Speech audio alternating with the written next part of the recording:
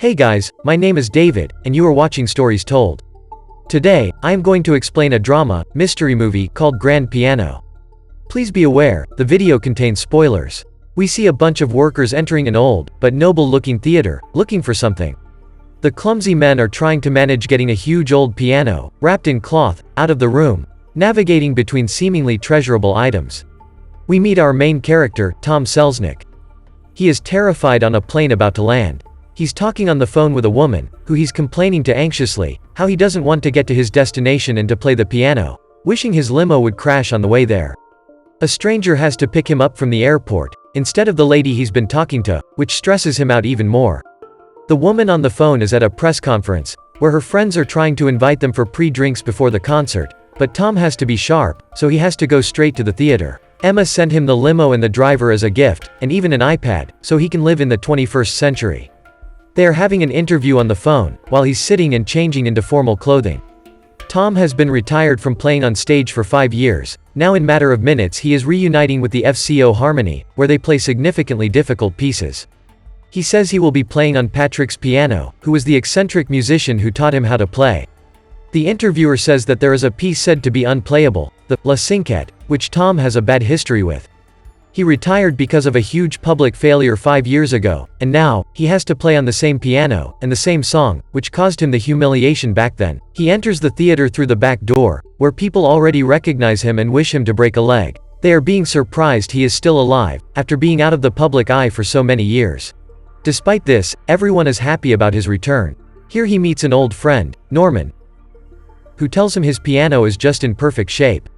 They see suspicious men on the security cameras. Tom jokes about them being the CIA, but Norman tells him they are just the insurance guys for Patrick's piano. Norman says Patrick loved that piano more than his own family. Some people still bully Tom for messing up La Cinquette 5 years ago, but he lies that it doesn't really bother him. But his friend sees through him. Tom reveals his true feelings, that he thinks Patrick would not be proud that he's playing his precious piano, because he is now the great screw-up. Norman tries to comfort him, that the audience won't even notice if he plays the wrong note, because they never know. His wife, Emma, and her friends arrive, but she tells them they can't sit with her, because she has a VIP place.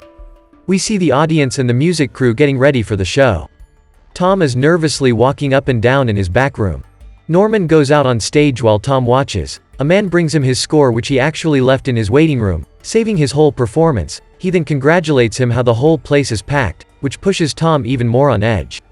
He tears out a piece from the score with anger. It's time for Tom to go on stage. He concentrates, and waits for a while before playing, then starts hitting the notes. We hear the calm, soft piano, then the choir gets ready and starts to play along with him. The music gets more exciting and faster. He notices a red arrow in his score, instructing him to turn the page. He looks at the confusing notes and then sees a scribbled text with a red marker, "Play the wrong note and you die." He's looking around to see who's playing the joke on him, then just murmurs, "Assholes." He then turns the page again only to find another note saying, "You think I'm kidding? Look to your right." So he does, finding a red dot on his hand. Another message waits for him on the next page, "Call for help and I'll shoot you between the eyes." He is now truly terrified. He stands up, to walk off stage and to look for the guy. He sees no one, only the red dot dancing on his body leading him back to the piano. He has to play. Emma wants to go to him to find out what's wrong, but he sits back and continues to play. He finds the next message saying, "Play the piano," with the red light pointing to it. The music is just as tense as the scene is getting, faster and deeper notes are played. Then it starts to slow down. The next marking tells Tom to go to his dressing room at the rest time, because the shooter has something for him. The note next to it says, "Make Emma proud." He rages out to the dressing room. He hears his phone buzzing. It's a text from the shooter. I see Emma reach for a phone and I'll shoot her, with a picture of Emma in her seat. Then another SMS arrives, instructing him to the side of his backpack. He rushes to check it out, finding a headset in there. He puts it on. He hears a man's voice, telling him to get back on stage. He tries to find out who could it be and asks him. "Patrick Godero," the man answers. Tom doesn't understand how could it really be him, but he doesn't believe him, calling it a prank to scare him. He thinks Norman is behind this whole fiasco. The voice challenges him to a bet. The shooter bets it is not a prank. Tom goes for no. If the voice wins he will shoot Emma in the head. If Tom wins he can tell the guy off.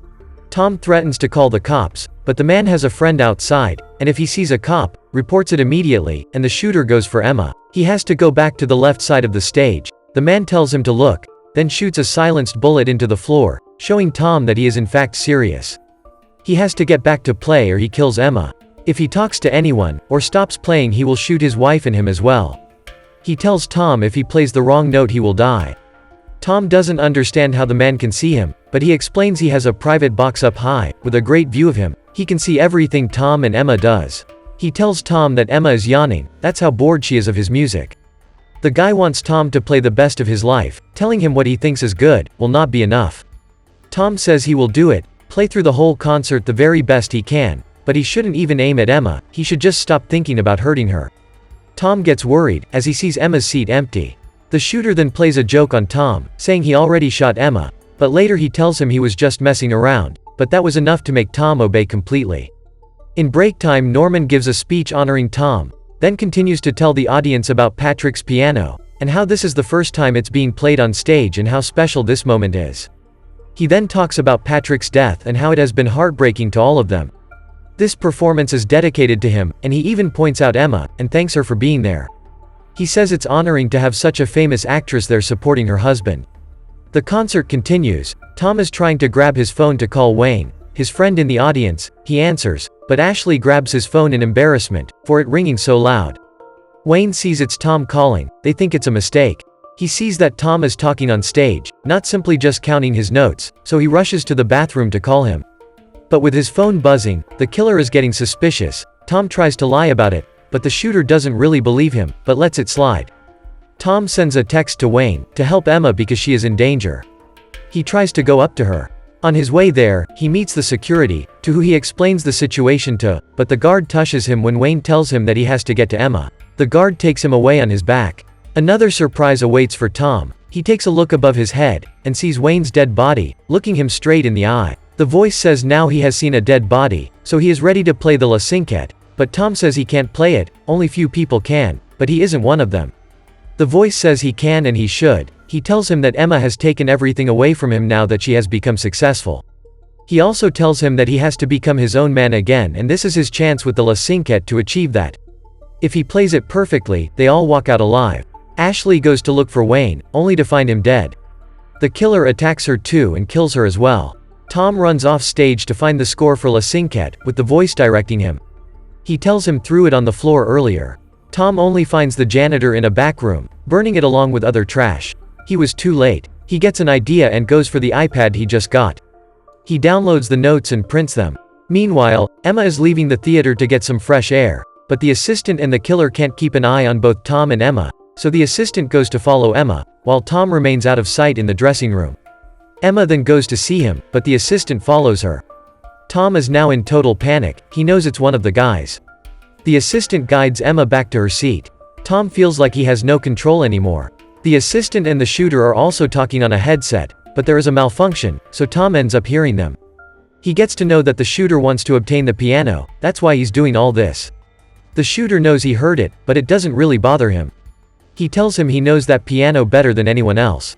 An embedded lock in the piano depends on a flawless performance. He further reveals that the release of said lock would yield a key to a safe deposit box containing Patrick Godereau's disappeared fortune. The shooter himself is the locksmith who worked with Patrick to construct the mechanism. The lock that only someone with his skills could ever open. The shooter asks how much money does he think justifies his actions. How much money is Tom's life worth? He asks him, but Tom truly can't answer. He doesn't care for money. He also says Tom is not a real artist because he's living on playing other people's stuff, so he has no imagination. Tom now found the killer in the audience. He knows where he's sitting. He also agrees to playing the La Cinquette. He has to take it easy at first to save his fingers for the end. Norman announces that they will play the Tempest last, but Tom interrupts by saying he will play the La Cinquette. Norman goes along with the surprise change, and presents Tom's last play, the unplayable La Cinquette. Tom says to the man that he will not disappoint his audience. He starts playing the notes softly. He is only concentrating on the notes now. The shooter tries to interrupt, to ease up, to not tire out his fingers. He's obviously keen to get that key. But Tom just keeps on playing with fully concentrating, hitting every note perfectly. The lock system is now slowly opening up inside the piano.